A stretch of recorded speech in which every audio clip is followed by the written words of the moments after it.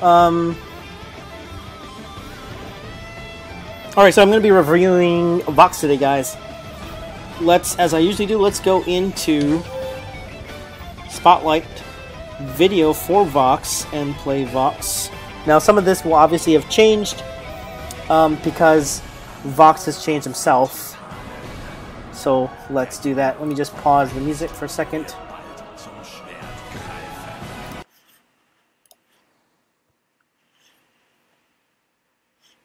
Hey, this is Ciderhelm, and welcome to the Vainglory Hero Spotlight.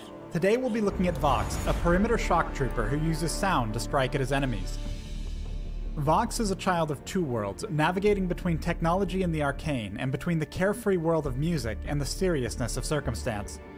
Simultaneously a sniper and a mage, he can choose to devastate a single target or wear down multiple targets at once. Vox's perk, Julia's Song, causes each of his attacks to grant him a small barrier. This sound barrier stacks with each consecutive attack up to a small maximum. However, the barrier will quickly fall off if Vox stops landing basic attacks. In addition to the barrier, Vox's basic attacks also deal bonus crystal damage, and this damage increases if Vox purchases any items with crystal power. Vox's abilities can apply an effect called Resonance on enemies.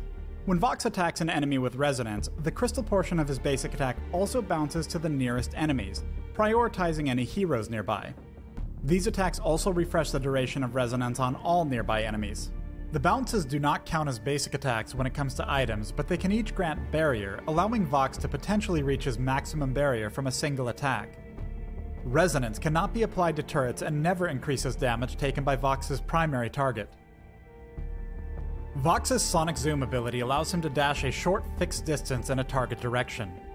During his dash, he will throw 2 attacks to the nearest enemy, prioritizing heroes. These attacks deal reduced weapon damage, but are otherwise considered basic attacks, allowing them to critically strike, apply item effects, and bounce crystal damage if the target has resonance. This ability also acts as a reset for his basic attack. In other words, if Vox attacks a target then immediately dashes, he can gain a total of 4 attacks in rapid succession. Sonic Zoom's Overdrive allows the first attack during the dash to apply resonance to its target. I recommend learning this ability first when laning. When your goal is to deal maximum burst damage to a single target, upgrade this ability and take its overdrive as soon as possible. Vox's Pulse ability emits a sonar wave that applies resonance and marks the location of all nearby enemies. This wave also slows enemies it passes over, with the slow being much stronger towards the center than it is at the edges. Upgrading Pulse passively increases the damage dealt from resonance bounces. In other words, each rank in Pulse causes secondary targets, not the primary target, of Vox's basic attacks to take even more crystal damage. The overdrive on Pulse significantly increases the passive resonance bounce damage, significantly decreases the Pulse cooldown, and it strengthens the power of the slow. I recommend learning this ability first when jungling. Upgrade this ability and take its overdrive when you want to maximize multi-target damage or utility. Vox's ultimate, Wait For It, applies resonance to all enemies in a narrow line. Immediately afterward, a wide secondary shockwave follows the same path, dealing crystal damage and briefly silencing enemies. Resonance bounces will also be triggered from any hero struck by the shockwave, causing substantially increased damage if multiple heroes are caught in the shockwave. Each rank of the ultimate significantly reduces its cooldown. Take the 3rd rank of this ability for when your team will benefit from having a silence available more frequently, or for the substantial burst in heavy crystal builds. Vox's power is defined heavily by which items he chooses. For serious single-target damage, it's generally a good idea to build heavy weapon, or incorporate items with on-hit effects. On the other hand, heavy crystal power items are fantastic, especially when taking the overdrive on Pulse, as they seriously increase his multi-target damage. While his opponents have been building heavy weapon items, Blue Team's Vox has been building crystal power items, which means his single-target burst damage is fairly low. Regardless, a fight breaks out as he aggressively dashes in. Take note of this initial shot from Vox's ultimate, which has barely grazed Arden and applied resonance. Though it deals no damage, teams should always pay attention to who gets hit by this initial shot. Though the ultimate shockwave and Koshka pounce left the enemy Vox alive, just barely, the killing blow will come from a resonance bounce. When Arden realized he was overwhelmed and was falling back, Vox turned around to re-engage, putting both in range of each other for bounces. Arden goes down quickly, but the team is unable to lock out the enemy Celeste, who's built defensive shield items. When his opponents attempt to capture the gold mine, Vox is once again able to catch them together. Heavy crystal builds shine brilliantly in situations like these, where enemies are tightly grouped and lack defense. Let's jump way ahead during the match. Though our Vox still enjoys an enormous item advantage, take note of how little direct damage he can deal to the enemy Vox. Against a single target or when opponents stay sufficiently spread apart, Crystal is far weaker than weapon builds. And while Crystal can build heavy lifesteal, enemies with hard stuns or defensive shield items can cut out this advantage. The enemy team has capitalized on their victory, taking Kraken and pushing hard. However, as they press their advantage, they once again make a critical mistake by lining up neatly for Vox's ultimate. The triple resonance bounce all but secures the fate of this match, as our team immediately turns to give chase to their weakened opponents. Thanks for watching the Vox Hero Spotlight. Download Vainglory free on the Apple App Store and join us in the Halcyon Fold. All right, so that was the spotlight, and as a couple people have pointed out, it is outdated. But what it does is it gives us an overview, and I'm assuming, guys, that this is for newer players who are new to the game. And I don't know if you're like me, but when I first started playing this game, I just jumped in and started playing. I didn't go through and watch all the videos and everything. So if you're like me and you just like to play through osmosis and organically understand how things work, then this is a good session for you, because then you don't have to, I can walk you through a lot of these aspects, okay? But if you are new to the game in general, I recommend you do spend some homework time and go and watch these different videos. The videos that they've created now are actually a lot more diverse than what they originally had in the game. When I started playing the game, it was like this original 6 videos and that was it.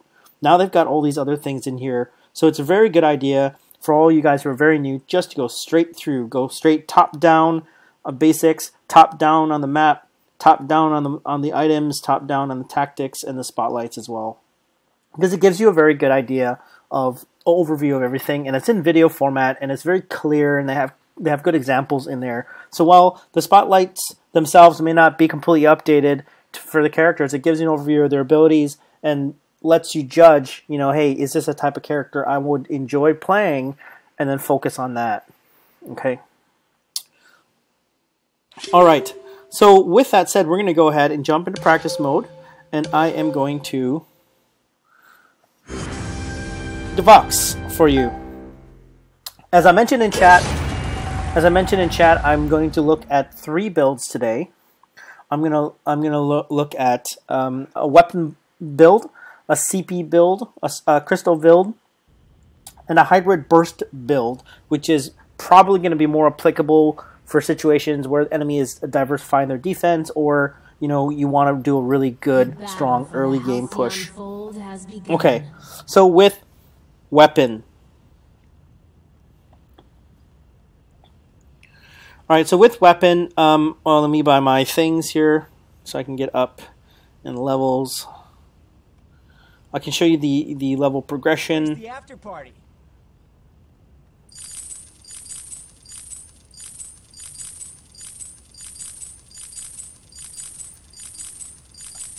Let me I'll turn on the song request back again as well. Okay. Right. Okay. All right. So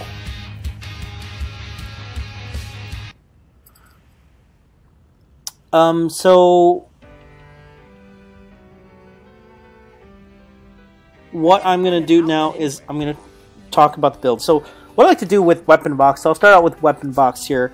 I like to put my first point into my A ability, the Sonic Zoom. It's very important when you're in the lane, early game, not to get ganked and things like this, and to, if there are any early game team battles, to allow yourself that distance with the Sonic Zoom.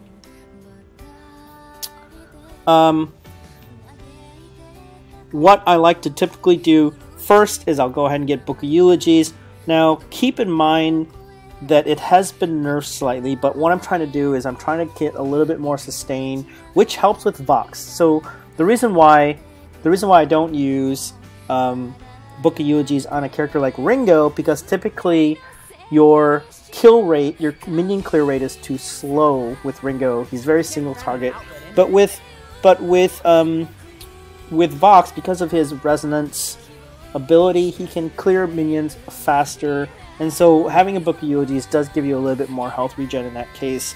So keep in mind, however, if you go Book of Eulogies instead of Weapon Blade, you are not going to have a strong early game damage. Okay, so you're going to want to try to avoid early game battles and being too over aggressive early game, unless the enemy has even less weapon damage or less attack damage in the beginning of the game.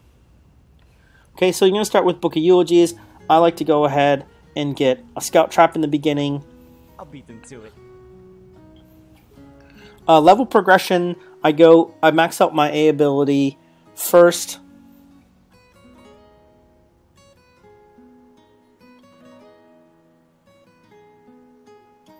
As much as possible, so I try to get 5 points in that. Now, what you can do, I go down here. I usually put a mine there, and then I would go down here and get 2 pots right away, and then I'd go back up to lane. Okay. Now, there are a couple of things you can do here when you're playing Weapon Vox. You know, I like to max out my Resonance Pulse and leave 2 in the ultimate. The ultimate still does damage, but what I find is that where you're going to get most success when you're playing Weapon Vox is going to be around kiting and around crowd control. So that's why I like to have max A and B with the weapon build. With the crystal build, it'll be a little bit different, but I'll talk about that. So, It's about time I got famous. let's talk about builds. So, you'll want to be lane, obviously, and you'll get the Book of Eulogies.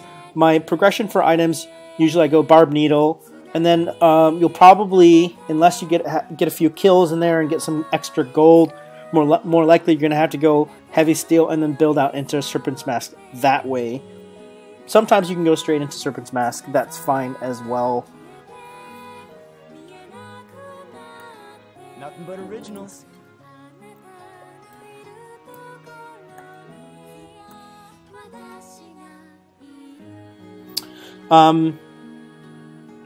Yes, and so you go for that. Now, as I usually say, as my rule of thumb usually goes for most people, I don't know why you could get timed out when I permitted you.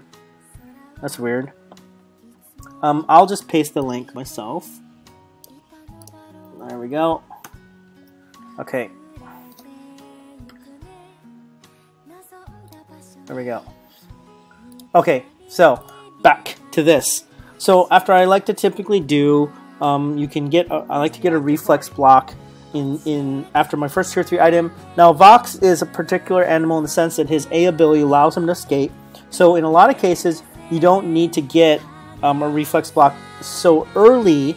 You might. It depends on the team. So if the enemy has a Catherine, then you'll want to go ahead and get this reflex block now. If they don't have a direct stun, then you can wait and delay the reflex block until you see what the enemy is building out a lot more, and then counter build with a defensive item there. So that's just an option there. As a general rule of thumb, once you get your first tier 3 item, whatever it is, crystal or weapon, I like to get a reflex block or something that's anti-stun. Because a lot of the characters in the lane, when they get stunned and held, they're already gone and dead. Alright, so then what I like to do personally, and there'll be a couple variations of this, is I like to go ahead and get weapon speed, blazing salvo, and then I like to build into a breaking point. So I have this Serpent's Mask and I have the breaking point here. Then what I actually like to do is I actually like to then start and build out. Obviously you need boots in here as well. But then I like to actually go with another Serpent's Mask here. So I have a double Serpent's Mask and a breaking point. And then to finish it off, just to make sure, I like to go and finish off with a tornado trigger. Typically, what I've found in a lot of games is I don't end up having enough gold to actually get another tier 3 item. Like, this tends to be kind of what carries me through the most of the game, which is okay. I usually end up like this. Usually ends up being my build a lot of times. This ends up being my build for a lot of the games I play in, even as a solo laner, even getting last hits, you know, getting 150 CS. I still end up with this a lot of the times. But if you do, you can situationally go for a Bonesaw if they're building armor, which they probably will. Once you start wrecking them with this build, they will definitely start to build armor. So you may want to go into Bonesaw. But if they're not building armor for any dumb reason, they're doing Crucibles or Aegis or something, then go ahead and get this Tornado Trigger. Did you know if you yell into a minion's mouth that it echoes? Now, one of the reasons why, if their damage carry goes armor, then you'll definitely want to go Bonesaw. Because Tornado Trigger, the problem with Tornado Trigger is that obviously it is massive amount of weapon speed, and that's really great for the build that we're using right now. But the problem is they start spamming Atlas Pauldrons, it's really going to hurt you big time. Killing Spree, thanks a lot, man. Have a good sleep. Thanks for stopping by. Appreciate it. Where's the after party? So typically, if you can finish off this build, and the other thing about this is, yeah, the extra weapon speed is great, but I find that Blazing Salvo will actually carry you quite far. So then what you can do is you can actually then decide whether or not you want to go for this Aegis or Crucible here, or whether you sell your Reflex Block and go for Metal Jacket or something. But typically these 4 items too are going to be useful for you as a Vox. Now, I find Aegis not that useful for me unless the team is going super heavy Crystal, simply because it doesn't have much benefit. If an enemy is going super hardcore Crystal, an Aegis isn't going to actually help you too much. It's going to help you with basic attacks from Crystal, but not too much from like hard-hitting ultimates using heavy Crystal. Like a Celeste with Broken Myth, hitting her ultimate, Aegis won't help you. In a lot of cases, a Jewel heavy Crystal will not help you too much with Aegis either. In my opinion, Aegis needs a little bit of a buff. But I do find that Fountain of Renewal is nice as a Vox with this build, because even if you do manage to get in situations where you're kiting and you are getting some lifesteal, sometimes, especially against 1v2, 1v3, it's nice to hit that fountain, and then you've got an extra gap of health to work with for your kiting and your Serpent's Masks. Okay, so maybe you go for fountain, maybe you go for Crucible at this point, for the high health as well. That's quite nice too. So you can go high health so that you've got a max health, so that when you're kiting, this is actually helping you a lot more, right? So, you know, it's good to kind of leave this Blazing Salvo until you really figure out more towards the end game, because this will give you, I mean, Breaking Point gives you 40% attack speed, Blazing Salvo gives you 35% attack speed, so 75% attack speed, which is basically 1 Tornado Trigger, minus 20% crit chance and crit damage, which you don't really care about because it's not really going to affect you. What you really want is the weapon speed at this point. So with these 2 items combined, you have a Tornado Trigger as far as the weapon speed. So you don't necessarily need to build this on Tornado Trigger. It might be more advantageous for you to build out into that Bonesaw. Even if only one enemy has armor, it still might be advantageous for you to do that. Okay. And Bonesaw, don't forget, Bonesaw also gives you weapon speed. Bonesaw gives you 50% weapon speed as well. So you have over 100% weapon speed with those items. Alright, so let's talk a little bit about gameplay here. I've mentioned this before, and you guys are probably tired of me saying it, but I like to put my Scout Trap here because it's tough to get to and doesn't get popped very easily, but yet it gives me vision in that entire bush.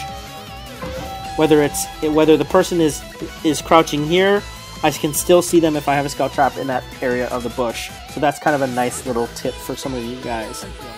Now, when you're farming, you can be a bit more aggressive with Vox. Obviously, you want to be a bit careful when you're overextending here, like if you're gonna try and push here, then at least make sure that you have your resonance on so that you can hit your resonance to make sure, right? And always have your A skill. Don't use your A skill unless you really need to, because if you're overextending, you're going to want that A skill available to you so that you can quickly dash away if they do come and try to gank you there. General rule of thumb when you're playing Vox, however, is you want to stay somewhere around this halfway point here. And if you're gonna be in this halfway point, then you want to actually be over here as much as possible, because if you're over here, unless you have keeping your resonance pulses to make sure that you're not getting ganked here, or if you're gonna push ahead, go ahead and make sure you are in the bush. So I see a bunch of people that will sit here and they'll kite like this, and they'll sit here and they'll kite and they'll farm here, but they won't ever have any vision here. So it's very easy for enemy to actually be right here and just gank you. So make sure that if you are gonna extend to this area and you're gonna try to farm this area over around in here, that you're actually going in the bush, and you can go in and out. So you can go over here and boom, kill him, come back, wait for it, go over here, boom, come back, wait for it. So you can do that as well. Autobots, transform! Alex, did you get banned? I didn't know that you got banned. Okay. Okay. Okay, unbanned you.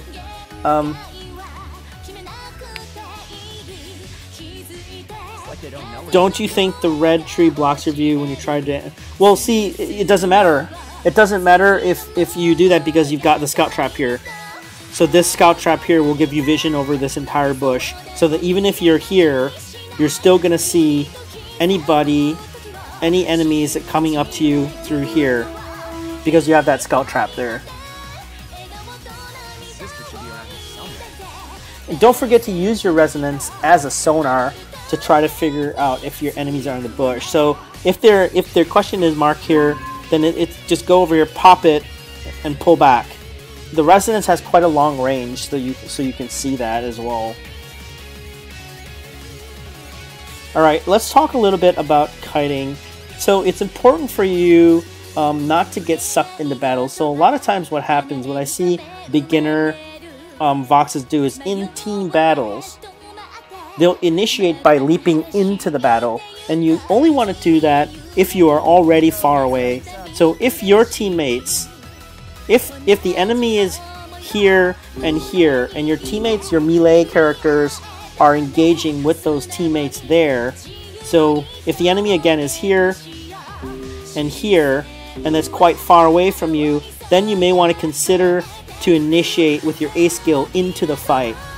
But be careful if the enemy is too close to you, if the enemy is within range of your existing auto attack, do not use your A ability to vault into it, because what will happen is you'll end up right in the middle of the battle. So if the enemy is here and here, you end up right in the middle of them, and you're going to get killed very, very easily, especially if they have a Catherine who can stun you, right? So general rule of thumb is, if they're already in range of your auto attack, do not use your A skill to jump into the fight. Instead, what you want to do is pop a little bit closer to them and then hit your A skill and go back and add distance, because your shots will still hit the enemy when you do that. And that'll maintain a safety distance between you and the enemy, because, assume the enemy is going to keep continuing to push. So what you're going to want to do is always maintain that safety distance in between the enemy and you. What happens is, a lot of people, they tend to, the enemy will inch closer and closer and closer, and they don't maintain that distance, and all of a sudden they're too close. They get stunned and then killed. Right? Now, if you do end up getting too close, you can use that A skill to then vault away and still get shots on target. So that's going to take some practice for a lot of you guys who are new, but get in the habit of not initiating forward with your A skill, get in the habit of initiating backwards with your A skill, because the more distance you have between you and the melee targets or whoever you're hitting, the better off you're going to be as a Vox, especially with this build. Because keep in mind, again, this build relies upon hits on target because of the breaking point. So you need to maintain hits on target up to a certain period of time when you initialize, because what happens is that you won't do much damage in the first, split seconds of the team battle, but then suddenly, bam, once you hit that critical threshold of breaking point stacks, you're just doing massive amounts of damage to them, and the enemy is now running away from you. And so in that instance, that's when you're going to want to use your A skill to vault into them, is when you're chasing after them when they're running low on health and trying to get away. Now, speaking of chasing, what you want to do, and you have to have kind of fast fingers for this, is when you are chasing somebody, obviously you're going to use your A skill to vault in, but what you want to make sure you do is as soon as you land, you are hitting your B skill to slow them, okay? Now remember, the pulse, not only does it emit a sonic pulse that echoes and shows you where people are, it applies a slow effect. So the closer people are to the when you hit your resonance pulse, the more the slow is effective. So when you are chasing somebody, and let's say this is the enemy here. That's an enemy, okay? So what you want to do, as soon as you hit it, you want to land and hit your pulse. So that way that when they're running away from you, you vault in, hit the pulse, they're slowed, and then you can go ahead and you can kite them, and stutter step kite them down to death, okay? And so that's an important aspect to remember when you're chasing somebody. Not only that, but when multiple enemies are running away, let's say there's 2 enemies running away, you have the resonant pulse that applies a slow, but then there's also additional damage, AoE damage, that gets applied because you're hitting one and that resonance pulse is doing damage to the person next to him. So it's very easy to get a double kill by just 1 or 2 shots onto that one guy who's closest to you running away. It's like they don't know we're gonna win. Okay. So distance, again, let's review. Distance really important in team fights. Do not use your A skill to vault into a fight. Get close enough so your basic attacks are building breaking point stacks, and then you're vaulting, using your A to vault away should they get too close to you, and still maintain shots on target. When you're chasing, use your A skill to vault into them, but then right away hit your resonance pulse so that you're able to do maximum damage and slow effect with your B skill. Okay?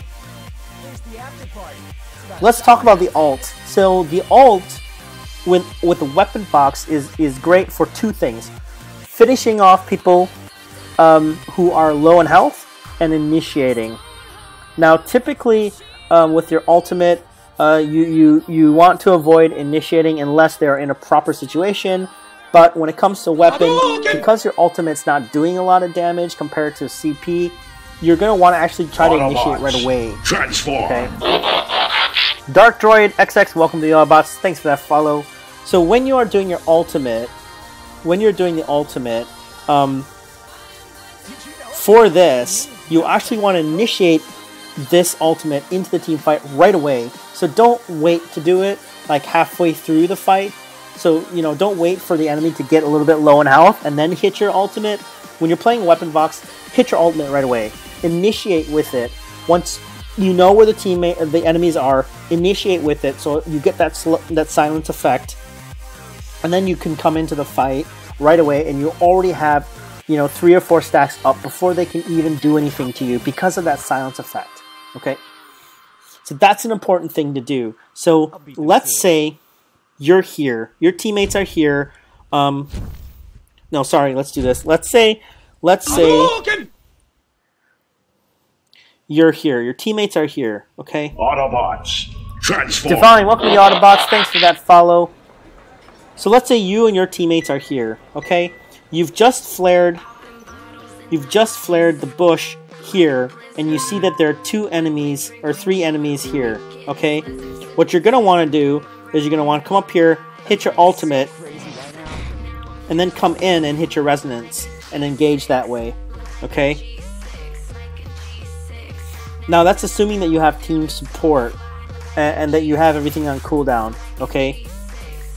And that you have vision. So again, general rule of thumb, you don't vault into a fight that you don't know who's there. But if you know who's there and you've initiated with your ultimate, they have a silence effect, then you can initiate with your A into them because you know that they won't be able to do anything really to you for another second or so. And then of course you want to kite backwards, or they're most likely once you silence them, they're actually going to run. So then you're going to be chasing and kiting.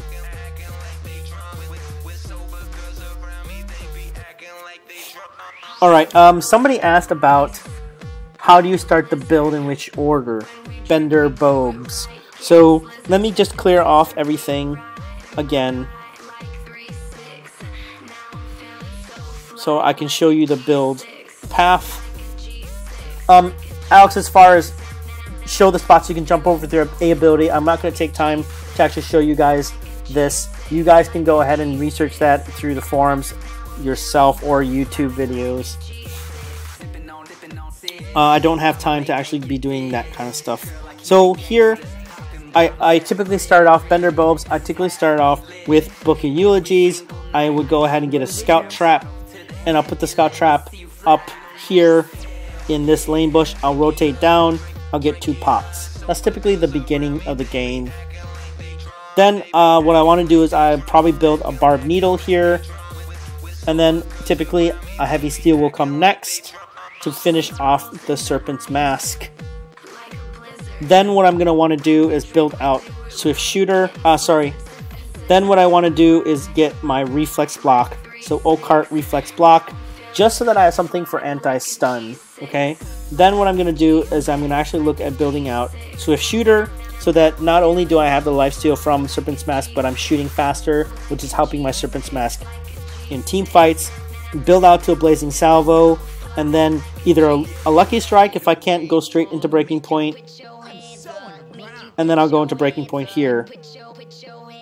Then what I'll typically do, and you'll want boots too. Then typically what I'll do is then I'll just go back and I'll build out another Serpent's Mask here. So what you can do here is the Book of Eulogies, Barbed Needle, Heavy Steel again, Serpent's Mask there. And then I typically build out at this point it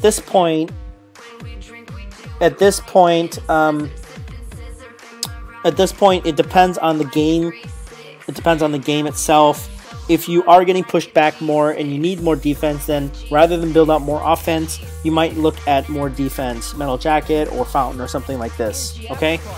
But if you are still okay and you don't need the extra defense at this point, you're confident in the fact that you're pushing them, they're not pushing you, then go ahead and build out more weapon speed, Blazing Salvo, and then this build right here is what will carry you the majority of the game.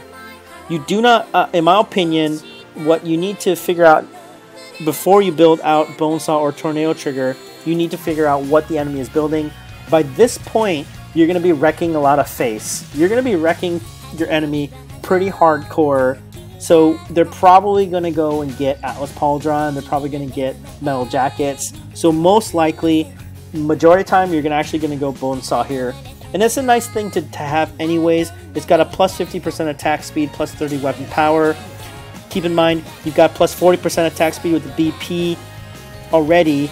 So combined, you're still gonna have 90% attack speed, which is a lot. So in general, most likely Bonesaw is gonna help you more. Tornado Trigger, yes, it's faster attack speed, but with a plus 20% crit chance, plus 20 critical damage, you don't really care about those at the moment, because most of your damage is going to come from the Breaking Point and the additional 180 weapon power from the Serpent's Mask. So typically, here you'll go Bonesaw. And then if you have money left over, a Crucible or an Aegis is going to be depending upon the enemy build. Crucible is nice because the plus 600 health allows you to have more health as you're kiting and getting that lifesteal from Serpent's Mask. It makes you just that much more harder to kill. But obviously, if they're going a lot of Crystal, you're going to want to go Aegis. And then, you know, finish off your boots. Okay. Hope that helps. now what I'm going to do is I'm going to move into CP build. Let's talk about CP build. Let me just make sure I have enough money.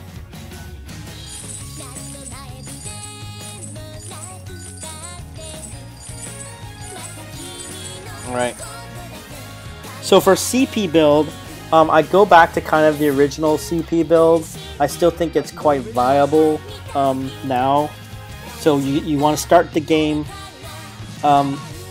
with shooter.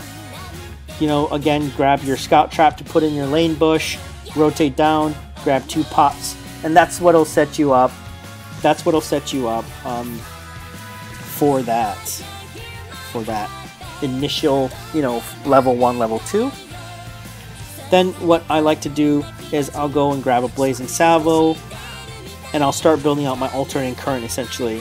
So you go crystal, heavy prism, and then alternating current. So I like to rush the alternating current.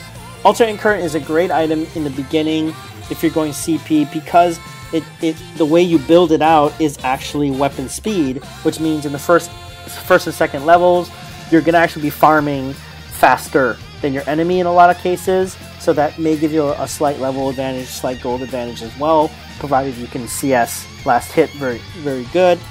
And then you build that into alternating current. From then on, there you're also going to, you know, boots, and then you want a reflex block as well. And then from there, you're going to start building out your hardcore crystal power. You may also consider going Eve of Harvest as well. So you may consider, do I need to build out Eve of Harvest here? You can definitely build out Eve of Harvest here to give you a bit more sustain.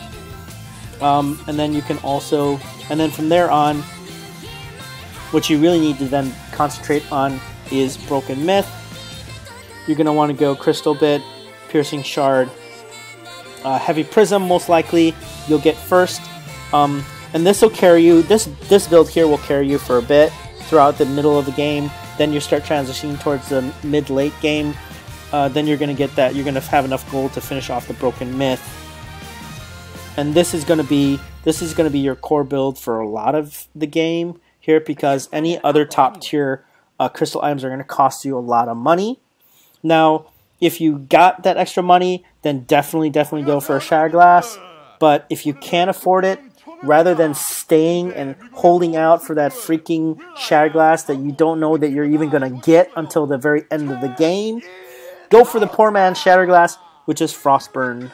Because it's only 50 crystal power difference, 100 crystal power to 150 crystal power. But it costs 600 gold less, which means you're going to have it faster, which means it's going to help you out better and quicker and sooner. So in a lot of cases, I'll go for the poor man's Shatter Glass. I'll go for the poor man's Shatter Glass. But let's assume best case scenario, and you do get that that Shatter Glass. Okay. Here you will either go Aegis or Crucible as well, and there's that. And that's that build. Now, an alternate build that I haven't really tested yet, but conceptually I like it, is to go and rush Eve of Harvest. And then go and then build out Broken Myth. Go second Eve of Harvest. And then probably a Frostburn. Because most likely you're not going to afford Shatter Glass because it'll be so expensive. Obviously, if you can afford Shatter Glass, get Shatter Glass. But this is also an interesting build as well. So this is like this is the crystal version of the weapon build. So the weapon build I showed you with the 2 Serpents Mask allows you massive sustain while you're kiting and building out damage. This does almost the exact same thing. Now, what you could do here is, instead of this, you can build out alternating current instead. So the reason why you might do this is because you want the attack speed again, right? So you want the attack speed. But again, you know, if you replace this with the Shattered Glass, that means your ultimate's going to have a lot more bang. Whereas if you go this route, this means you're going to go for more kiting. So this is more similar to the weapon build I showed you previously with the double Serpent's Mask. You have the double Eve of Harvest, the double Eve of Harvest here. The Broken Myth, which is similar to the Breaking Point that I showed you before. The Eve of Harvest is very similar to Serpent's Mask. The Alternating Current it has the Blazing Salvo built into it. And if you don't have enough gold, you know, and this is towards the end of the game, maybe this is what you end up with in most realistic scenarios. Maybe this is what you end up with. Okay, the Blazing Salvo for the weapon speed, just to get so you're keeping your stacks up. Now the good thing about Broken Myth is actually a better, more powerful item than BP build because it only needs 3 stacks, but yet it does 30% bonus on top of your overall crystal damage. So now the issue with Broken Myth is obviously the cost. It's like the most expensive crystal item. It's the most expensive crystal item. It is. And it needs, you know, it's amplified by the amount of crystal damage that you have. So if you have like 0 crystal damage, then all you're relying upon is the 30% amplification is only coming from the 70 crystal power that Broken Myth itself gives you, which isn't great. But if you have other crystal power on top of that 70, then the effect is quantifiable. The effect is quantifiable. The more crystal power you have, the more that 30% amplification will do when you have 3 stacks up. But still, 70 crystal power plus the two Eve of Harvests, you know, 65 plus 70, 30% of that is still going to do tons of damage for you. So you don't necessarily need a Shattered Glass on top of that. Again, you're relying on your kiting ability to get and do that massive damage like that. So the weapon speed here is going to be crucial as well. Okay? And that's an example of kind of the Breaking Point version of Crystal. That's quite interesting as well to run. If you are building out, hey Lady Wabish, how's it going? Good morning. Now, if you are building out for your ultimate, so I showed you Breaking Point Serpent's Mask Vox. I showed you the crystal version of that, which is with Breaking Point and double Eve of Harvest. Now if you are looking at more of a traditional crystal build, building towards your ultimate, okay, you want to do maximum damage to the ultimate, then what you're going to want to do is you're going to want to actually build straight to crystal power. So you're actually going to want to build out Frostburn first. Then you're going to want Broken Myth, and then you're just going to want as much crystal power as you can after that. Okay? Shattered Glass, right? Obviously, this is going to do massive amounts. You know, how much will it do this? Only 248 to the Kraken. Because the Kraken is super powerful right now. Kraken is super powerful. That's a very expensive build, obviously. So most likely you won't be able to complete this, but you could probably complete, you know, up to the one Shattered Glass. So you could possibly complete Frostburn, Broken Myth, Shattered Glass. And so what this build will do is this build will make sure your ultimate just melts everybody still. Okay? But obviously when you're building an ultimate, or when you're building a build for your ultimate, it's always kind of a risk. There's a risk attached to that, right? Because it means that your cooldown, you know, it's 45 seconds. If it's not available, then you may be screwed in your team fight. Okay, so keep in mind of that. Okay, keep in mind of that. All right, so then what I'm going to show you now is I'm going to show you I'm going to show you the burst. So a lot of people for early game, they'll either weapon or then they'll go kind of a hybrid. Okay, so they'll go a hybrid, which is a proc-based build. And I don't like these builds because they don't have a strong late game. These builds are basically geared around ending the game around the 15th to 17th mark that you guys all know. You guys all know those quick games around the 15th, 17th minute mark. This is because people have really strong early game builds. And so when you're looking at that, you're looking at proc-based builds.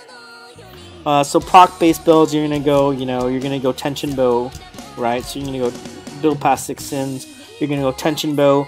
Now, if you're good at last hitting, you can get tension bow around the 3.5 to 4 minute mark, which is doable. You can do it. So you can get that early 4 minute tension bow, or worst case scenario, 5 minute tension bow.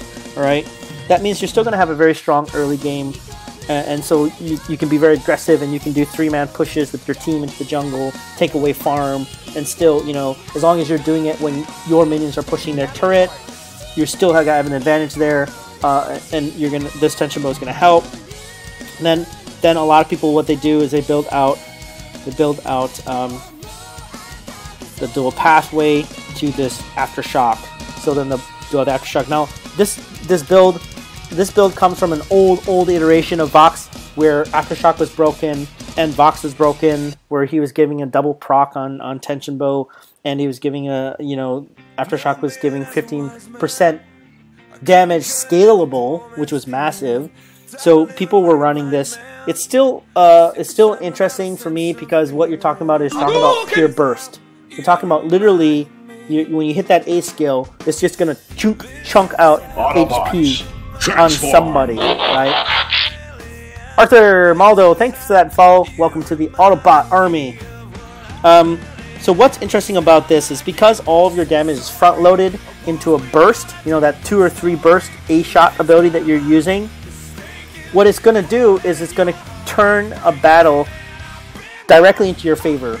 So if it's a 3v3 and you guys are about to kick off, if you launch first with this, that means one person on their side is automatically going to probably drop to about 50% health, 60% health right away.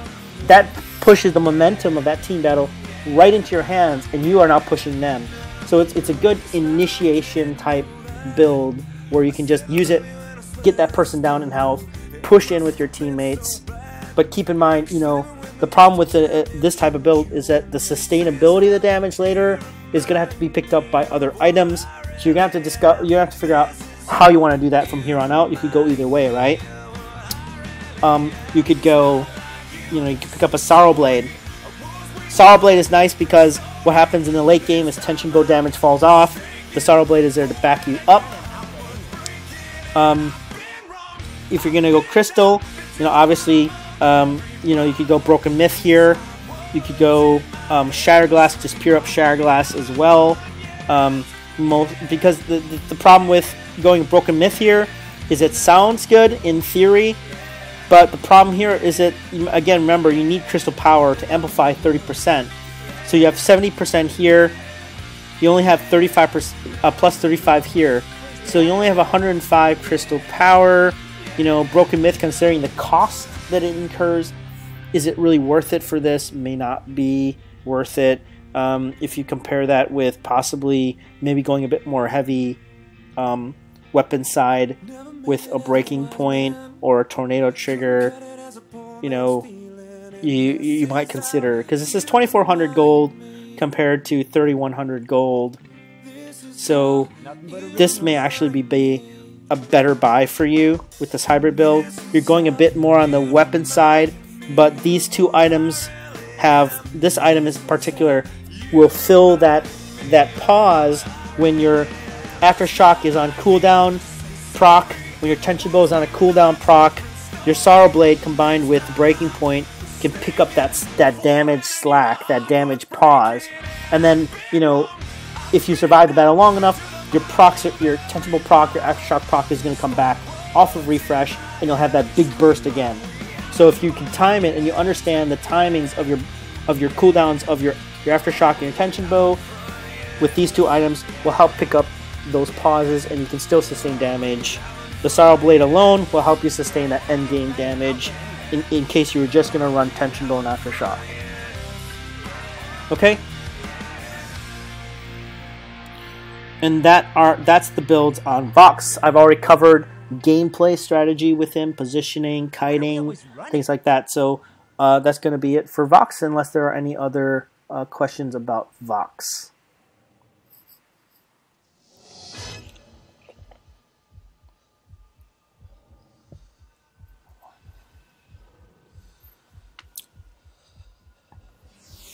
All right.